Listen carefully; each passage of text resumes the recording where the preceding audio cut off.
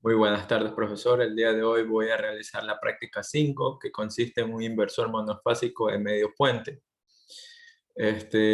Además, voy a emplear tanto lo que es el circuito que se explica en el video, que es el circuito original, y voy a proponer una variante para poder analizar el comportamiento de la forma de onda ya en la carga.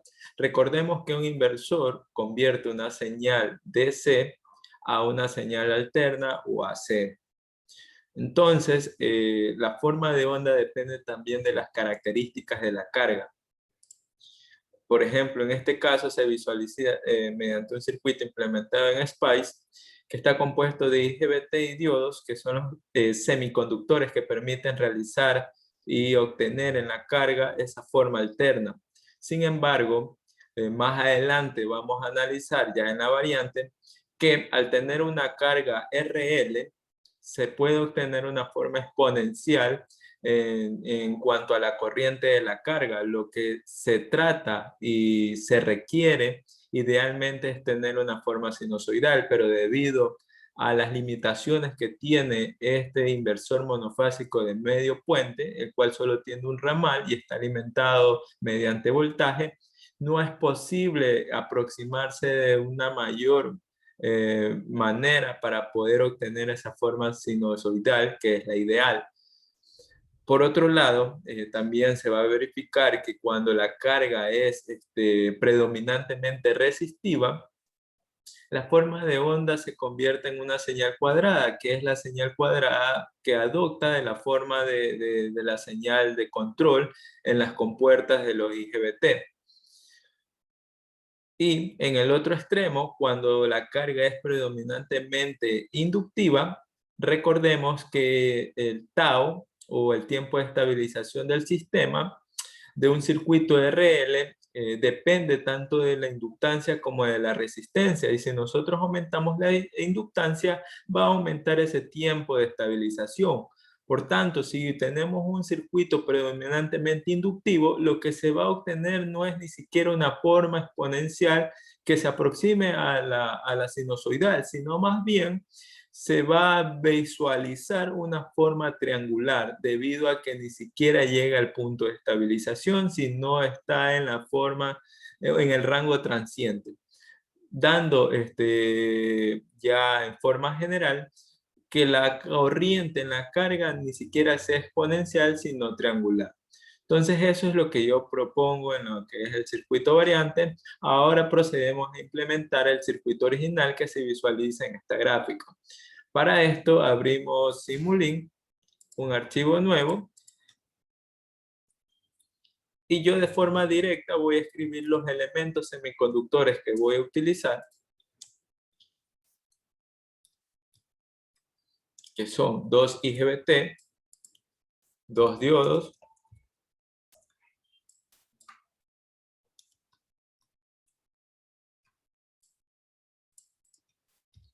una carga RLC, branch, RL, fuentes de C,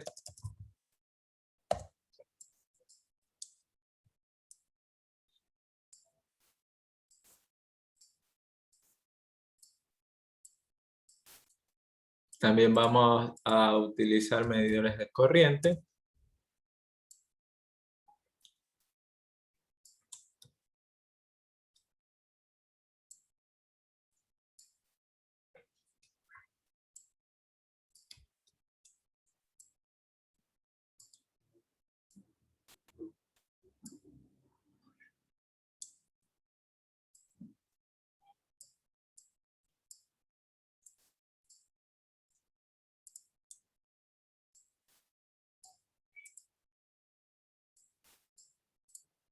unimos cada uno de los elementos,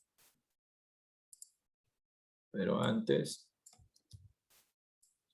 también en la carga, un medidor de voltaje,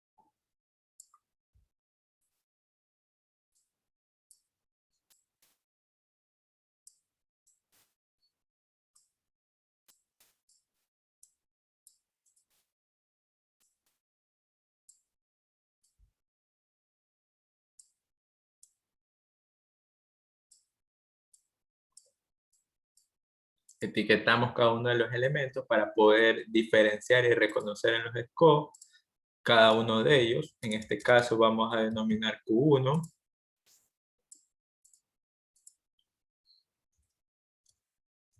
Q2, D1,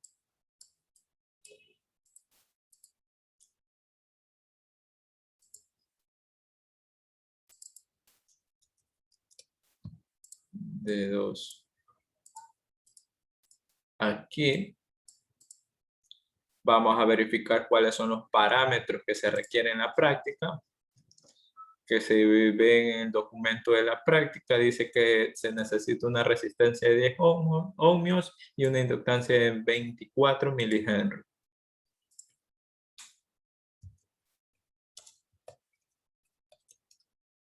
R igual a 10 ohm y 24 milihenry.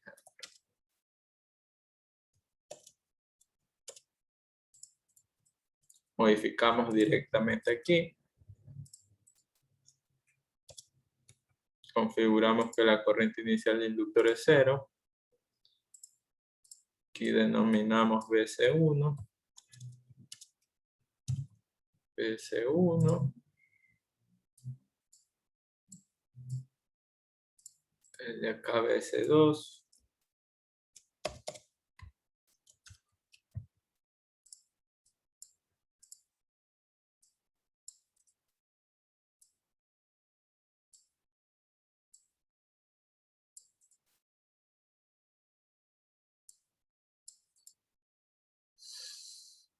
Ahora sí utilizamos las etiquetas GoTo para poder ya visualizarlos en los scopes.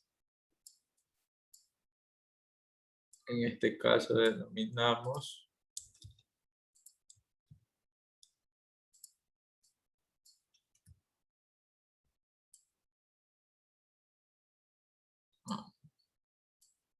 perdón, sí, correcto.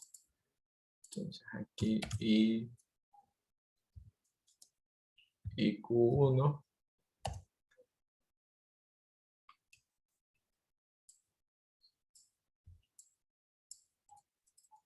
Y Q2.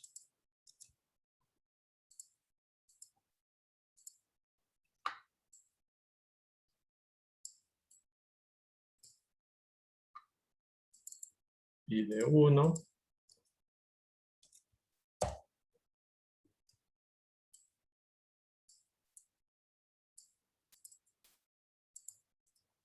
Y D2.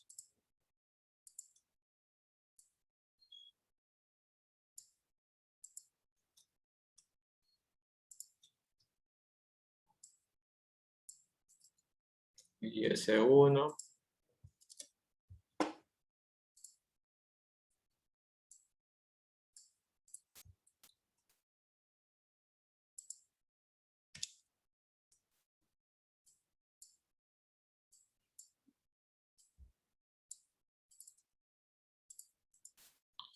Y S2.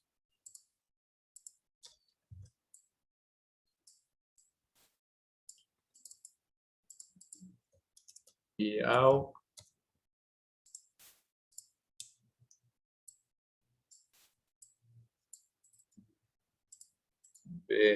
BAUX. Bien, una vez ya realizado e implementado lo que es el circuito de fuerza, también debemos implementar lo que es el circuito de control. Para eso utilizamos el bloque push generator para de una vez enviar la señal que se debe realizar para poder emplearlo en los IGBT mediante un generador de pulsos. El generador de pulsos va a tener una frecuencia de 60 Hz, que sería el periodo del inverso, y un ancho de pulso del 50%.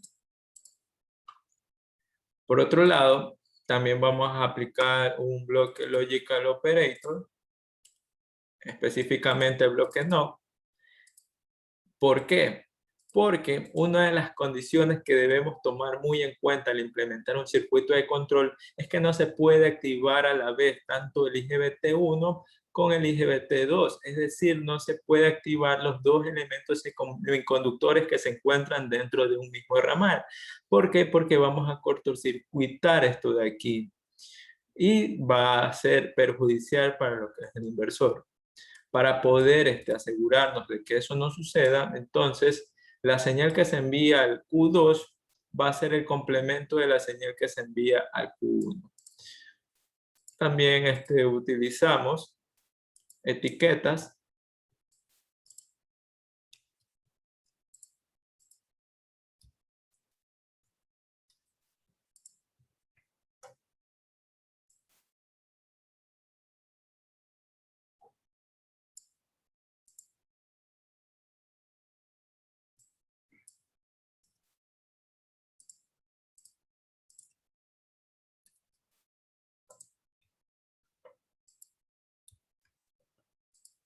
¿Qué pasó?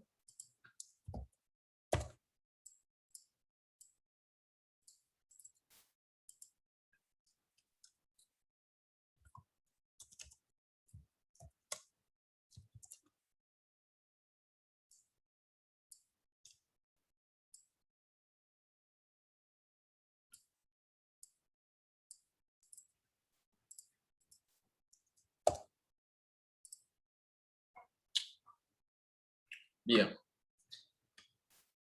Ya hemos modificado la carga, hemos modificado lo que es la señal de control. Ahora debemos saber cuánto es el nivel de tensión en las fuentes de C, que es 24 voltios. Entonces aquí modificamos a 24.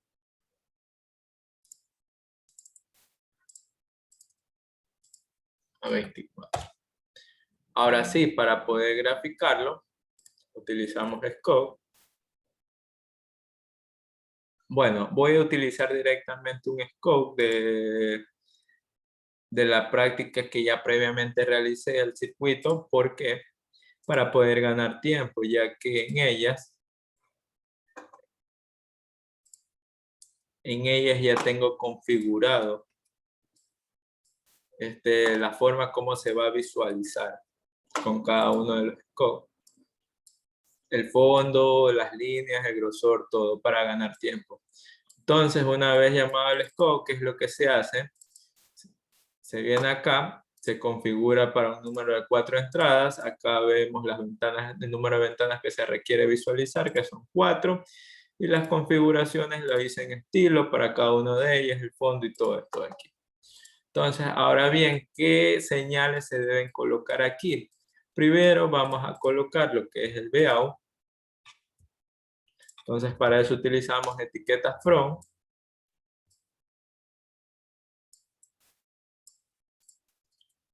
Aquí colocamos VOUT.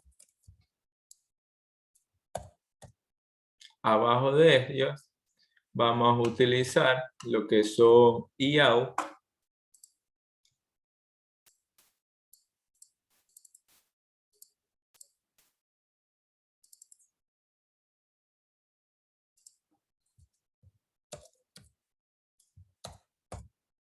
Bien. Luego ponemos acá la corriente que pasa por el IGBT1, que sería IQ1. Y la corriente que pasa por la fuente.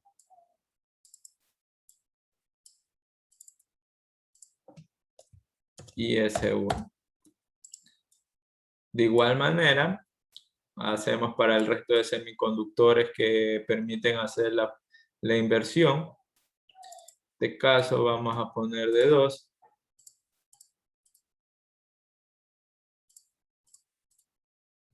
Acá IS2. Copiamos nuevamente, pegamos acá. Aquí ya sería Q2. KBS2. IS2, perdón. Acá diodo 1 y BS1.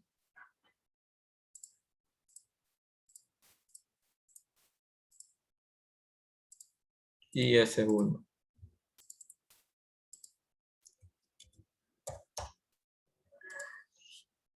Ya. Otra forma de poder visualizarlo es teniendo todas las señales directamente aquí. Para esto vamos a utilizar Moves. ¿Qué es lo que vamos a hacer? La tensión de salida la vamos a poner en primer lugar, después la corriente, luego lo que son las corrientes de los IGBT,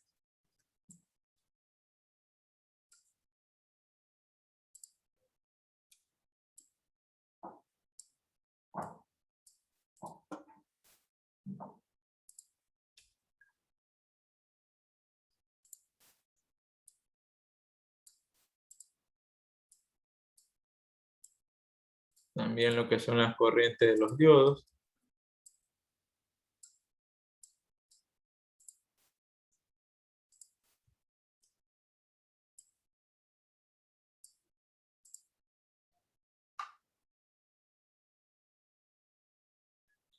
la corriente, lo que va por el ramal de las fuentes de C,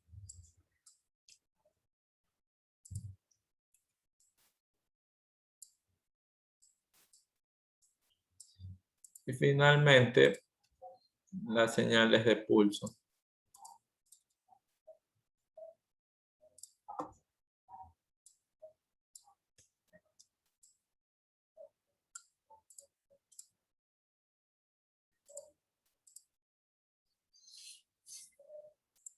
Aquí denominamos Vout,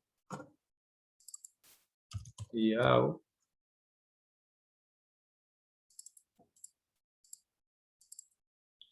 y Q1, perdón,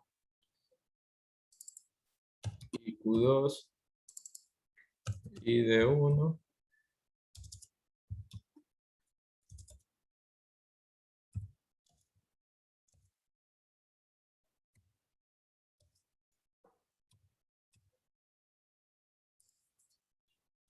y D2,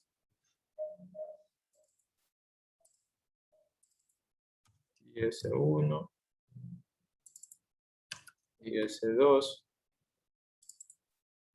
pulso 1,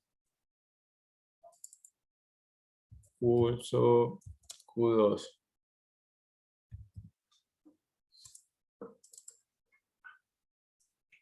Nos falta un bloque muy importante, que es el Power Gig. Sin esta no se puede simular.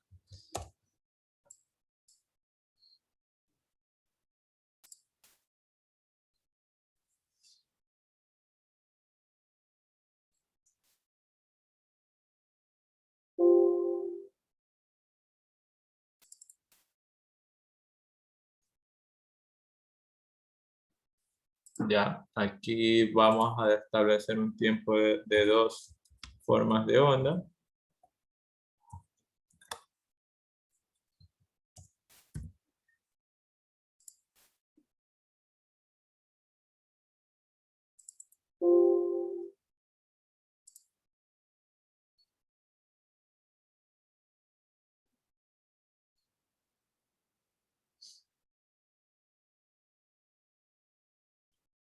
Y Q1 y Q. Ah, ya.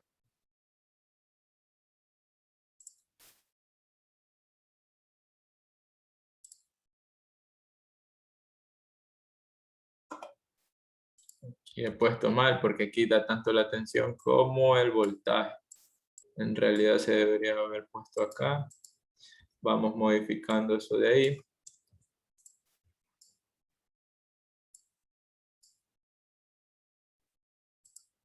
Bien.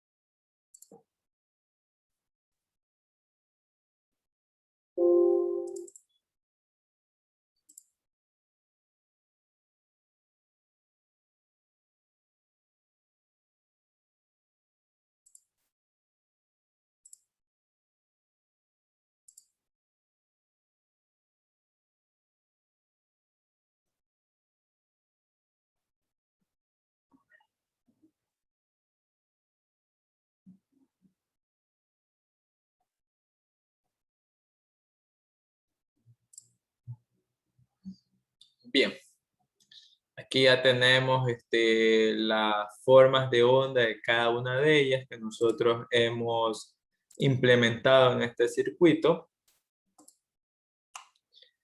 Ahora bien, vamos a analizar qué es lo que está sucediendo en el circuito. Para esto, primero, ¿qué es lo que vamos a hacer? Vamos al scope y vamos a poder diferenciar cuáles son los tramos o intervalos de operación que tiene el inversor. Primero, utilizando los cursores, el primer tramo que se obtiene es el que se señala entre el cursor 1 y cursor 2.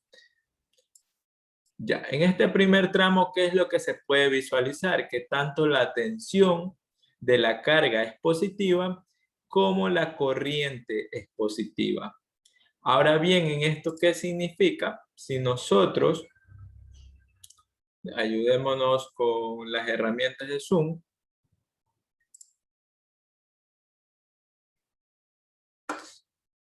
Bien, si nosotros tenemos como referencia más o menos aquí la carga, positiva la corriente es cuando hay una caída en la carga, es decir, que si la dirección de la corriente va desde izquierda a derecha, la corriente es positiva. Entonces la corriente debería ir por la carga en esta dirección. Otro punto que se debe tomar en cuenta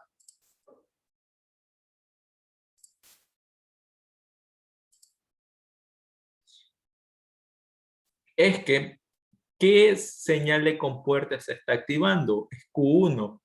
En este trayecto, el que se está activando es Q1, es decir, que este componente o este IGBT Q1 va a permitir que se pueda circular corriente por este elemento. Entonces, si nosotros activamos este elemento, la trayectoria que mejor cumpla con los requisitos es mediante las flechas que yo voy señalando por aquí, por acá y pasa por Q1 de esta manera. Ahora bien, ya conocemos que la corriente es positivo, pero también la tensión que visualiza la carga debe ser positivo. Para esto vamos a verificar si es verdadero. Aquí BL. Entonces, si nosotros hacemos un circuito aquí de Kirchhoff por todo el ramal o por todo el bucle o el lazo de corriente que estoy generando aquí, por los elementos que pasan por la flecha, ¿qué es lo que se va a obtener? Se va a obtener un BL positivo, que es de la carga, sube más BS1 de la fuente DC. Luego, aquí como se activa el IGBT, va a haber una caída porque se visualiza como una carga, sería B menos BQ1. Y ese voltaje corresponde al de activación, que si nosotros entramos a la componente es el forward voltage, que es de 1 voltio. Entonces, una vez he creado o realizado lo que es el circuito del lazo, lo igualamos a 0 y despejamos BL. Si nosotros despejamos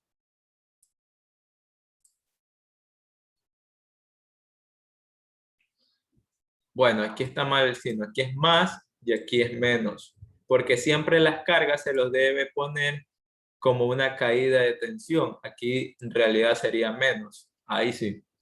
Menos, si nosotros despejamos, nos quedaría que BS1 menos BQ1. Si BS1 tiene un valor de 24 voltios, y la caída es de 1 voltios, en realidad lo que se va a ver reflejado aquí es 23 en el pico. Entonces vamos a verificar ese comportamiento. Aquí, Si nosotros utilizamos el cursor, que esta es la tensión en la carga, observamos que hay un valor de 23 voltios, que es correcto. 24 de la fuente menos 1 de lo que es el IGBT nos da 23 voltios. Eso es con respecto a lo que es el tramo 1. Ahora, si seguimos nosotros, la corriente aumenta hasta un valor de, en el cursor 2, un valor de 2.16 amperios. Luego, esta comienza a disminuir. Por lo tanto, entre la corriente que llega a cero y en el instante que comience a disminuir, se encuentra lo que es el segundo tramo, que se visualiza entre los cursores 1 y 2. ¿Y cómo es el comportamiento del segundo tramo? En el circuito es de la siguiente manera. Nosotros conocemos, bueno, vamos a borrar todo. Nosotros conocemos que la corriente va a seguir por la misma dirección porque ha aumentado, se ha cargado y se ha guardado energía en el inductor. Luego ya no se activa Q1 sino Q2, pero para que Q2 permita conducir debe pasar corriente por este lado, por lo cual a primera instancia se requiere una corriente en esta dirección. Sin embargo, en la carga tenemos un inductor y ese inductor se opone a los cambios de corriente. Él requiere primero descargarse para que pueda conducir Q2. Entonces, ¿qué trayectoria o recorrido va a generar en este circuito? Pues de la siguiente manera, va a pasar la corriente cumpliendo por la carga en esta misma dirección, va a bajar por este tramo, luego va hacia la izquierda y va a subir por el diodo D2. De esta manera, el inductor se va a descargar hasta llegar a un valor de 0 amperios. Y ese es el tramo que se visualiza en los cursores 1 y 2, que se encuentran en esta gráfica. Entonces, la corriente va a seguir siendo positiva, mientras que la tensión vamos a analizar. Si aquí hay una caída de tensión, BL, tenemos BL menos, luego hay una caída de BC2 menos BC2, y luego va a haber también una caída del diodo 2, BD2, igual a 0, ¿verdad? Entonces, si despejamos BL, nos va a quedar negativo BS1 y negativo BD2. Entonces se van a sumar tanto BS2, que vale 24 voltios, y la caída del voltaje de activación del diodo 2, que en este caso es 0.8. En total va a haber menos 23.8. Entonces vamos a verificar si es correcto. Si nosotros movemos el cursor 1, tenemos un voltaje aquí de menos 24.8 voltios. Perdón, me equivoqué. La suma es 24 más 0.8, 24.8, pero son de signo negativo, daría menos 24.8. Por tanto, es correcto la simulación y la señal que se obtiene en el tramo 2. Tensión negativa y corriente sigue siendo positiva. Luego, en el tramo 3, que comprende entre los cursores 1 y 2 que estoy moviendo y desplazando en este momento, ya la corriente deja de ser positiva y en este caso ya cambia de signo negativo. Y la tensión de la carga sigue siendo negativo. Entonces vamos a verificar si esto es correcto. Como había mencionado, aquí ya se activa lo que es el pulso para lo que es el IGBT Q2 y ya no se, y se desactiva el IGBT Q1. Entonces, si borramos nuevamente todo, la corriente va a poder ir en dirección diferente a la que se tenía en los tramos anteriores. ¿Por qué? Porque ya se ha descargado el inductor. De esta manera ya va a pasar por este tramo que señalo por aquí, por el Q2. Se va a activar Q2 y se va a generar el lazo que estoy señalando con las flechas. Entonces, si nosotros habíamos referenciado que en esta dirección de la carga era positivo, por ende, la corriente va a ser negativo si la dirección va desde derecha hacia izquierda. Entonces, un punto a destacar es que la corriente de la carga es negativo. Ahora bien, la tensión en la carga, ¿qué signo va a tener? Si nosotros ya habíamos indicado como referencia que los terminales de BL era de esta manera, entonces voy a tener un más BL, luego va a haber una caída por Q2 menos BQ2, luego va a haber una subida de BS2 más BS2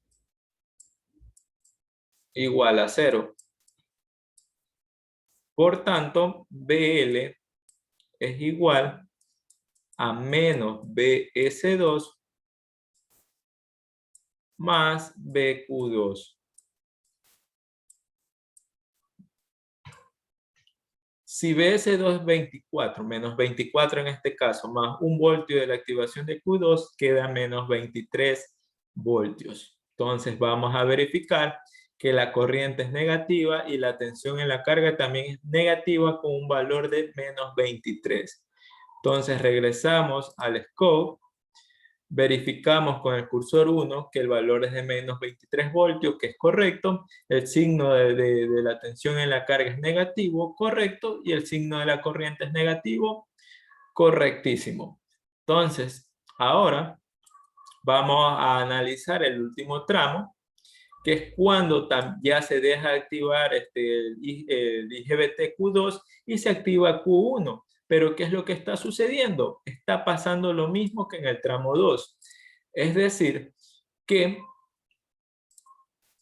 al momento de que ya quiera activarse Q1 y que permita pasar corriente por aquí, se requiere que venga por acá y que la corriente, dirección de corriente de la carga venga por acá. Sin embargo, anteriormente veíamos que la corriente estaba en dirección contraria y el inductor se va a oponer a ese cambio brusco de corriente. Esos picos no se pueden dar en la carga. Por tanto, debe buscar previamente un camino que permita descargar el inductor para que luego el IGBT-Q1 conduzca. Entonces, para esto se va a generar la siguiente trayectoria. Si ya teníamos como referencia que la dirección de la corriente de la carga iba de derecha a izquierda, entonces la corriente va a subir por el diodo 1, va a ir para la derecha y bajar por lo que es el voltaje de CBS1. De esta forma se puede descargar el inductor para que luego se active Q1. Ahora bien, la corriente aquí sigue siendo negativa porque sigue desde derecha a izquierda. Con respecto a la tensión, ¿qué signos vamos a tener? Si la referencia es la que se había utilizado en la carga en los 3 tramos anteriores. Entonces vamos a tener signo positivo de la carga. Luego, como hay una caída, menos B de 1. Y luego acá tenemos una caída, menos BS1. Igualamos a 0. Despejamos BL